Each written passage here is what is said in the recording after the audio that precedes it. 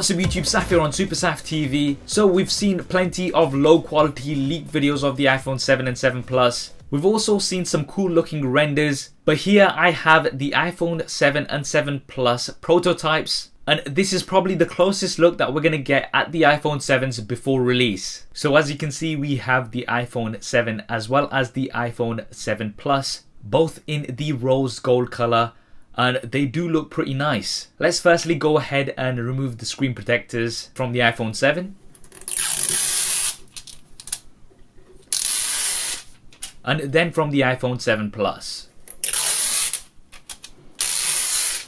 Now right away you can see that they do look quite similar to the previous iPhone models, but we have some key differences. First up, we have some redesigned antenna bands, and the look of this new design is growing on me. The bands now not as prominent as they used to be. Jumping in closer, you can see that we have the main difference, which is the cameras. On the iPhone 7 we actually have a larger camera bump than previously, and this is housing a larger sensor, so we are going to be getting better low light images coming from the iPhone 7. And quickly just testing out the case leak that we had of the iPhone 7 a few months ago, you can see that it's a perfect fit. Now initially we did think that the larger cutout was for dual cameras on the iPhone 7, but it's actually for the larger sensor. The iPhone 7 Plus on the other hand does have the dual cameras. Now these are likely to be working together to give you sharper images, better low light performance, and also possibly two different focal lengths. I personally can't wait to check these out and test them against some of the other competition. We also have a secondary mic as well as an LED flash. Now this is most likely going to be a dual tone flash.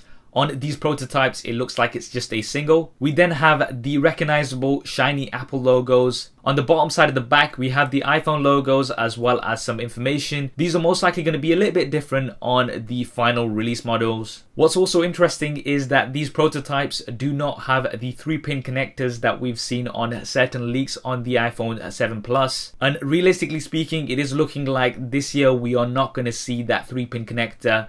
This may be something that we see next year. Flipping over onto the front, you can see that they look very similar to what we've got with the iPhone 6 and 6S. 4.7 inches for the iPhone 7 and 5.5 inches for the iPhone 7 Plus. No change here really. Resolution is likely to remain the same, and we are also likely to have 3D touch as we've had before. Up top are your earpieces as well as the 5 megapixel front facing cameras, which are also going to be slightly improved, so giving better low light performance. Now on the bottom side of the front we have the Touch ID sensors. Most recent rumors are saying that these will not be pressable buttons, so instead there's going to be haptic feedback, and it may allow for some additional options. For example, if you do hold on to these a little bit longer or push down a little bit harder like with 3D touch. Up top we don't have anything, but you can definitely notice those camera humps which are bigger than ever. I personally just wish that Apple increased the thickness of these phones a little bit so that we could have a larger battery and no camera hump, but unfortunately it doesn't look like this is going to happen this year. On the left hand side, things are pretty familiar with your volume buttons as well as the mute toggle switch. Now certain leaks were pointing towards there not being a mute switch, particularly on the iPhone 7 Plus, but I think these are going to stay. On the right hand side you have the power button and the SIM card ejector trays, and finally at the bottom you can see that we have the lightning connector